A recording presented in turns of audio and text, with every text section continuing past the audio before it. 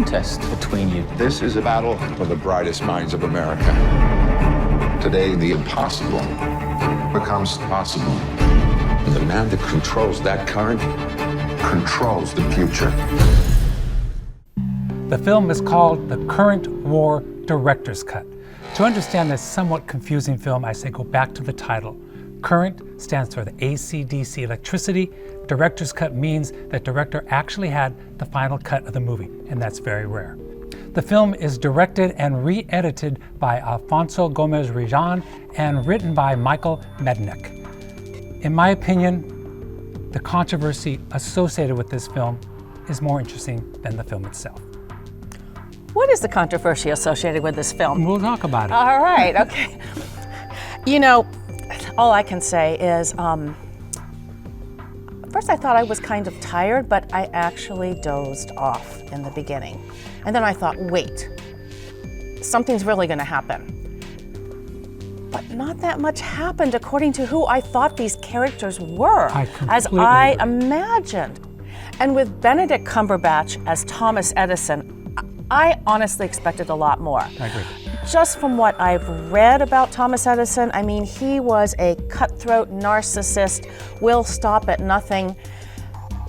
Benedict in the role displayed only a touch of that. That's what I felt. And honestly, this was no imitation game. I agree. Don't expect that character, that Benedict. I mean, he's a fabulous actor. I think I think that the casting of this was done wrong. I read a lot of stuff that said that Michael Shannon's Westinghouse was the charismatic part of these two guys.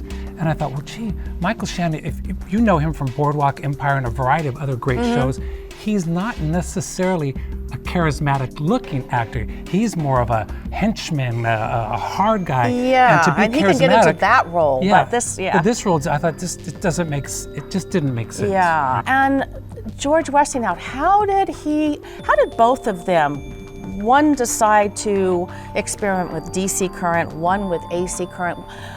There was no like real line about, I would like to see them like both like in their labs or discovering something and like this is the way. I had to go back and read about these exactly. characters. I did too. The film, I thought, just did not give me direction on where I was going. And I really feel like this film should have been a lot more about Nikola Tesla. Yes. Oh yes. I mean, he was a genius behind all of this, behind all of the current, the electricity, and it was like kind of sporadic. It's just little pieces of him, and you're like, well, him getting what fired. happened? Oh, sorry. Yeah. Maybe we shouldn't give that away. But that's what it's about. And you just think, why wasn't there more of that? You asked earlier a little bit about some of the controversy with this film. So as the story goes, my understanding is that the film was made around 2016, 2017. It had a small premiere in 2017. Then the Harvey Weinstein controversy came about. They pretty much dumped the film, or they shelved it, as they say. I'll put it onto the side. It sat there for quite some time, and then a couple of different organizations, Latin Entertainment, came back and bought out the Weinstein organization, and then 101 Studios, I believe they are, came out and said, you know what, we're going to bring this film back together. It's what I consider to be a piecemeal put together film that pretty much comes out as a piecemeal put together film. Yeah, and I so wanted to like it, and I'm like, oh wait, something really is going to happen. There was a little crescendo, like at the end. I mean, there was obviously, but it just could have been.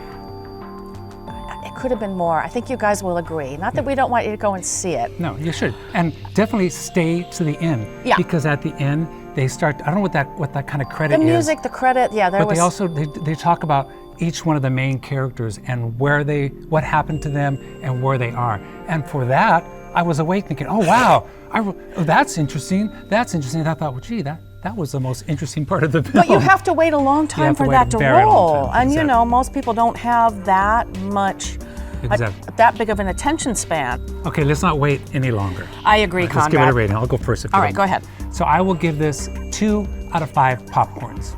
They tried. I guess I'm just going to up it a little bit to 1, 2, 3 glasses of wine out of 5.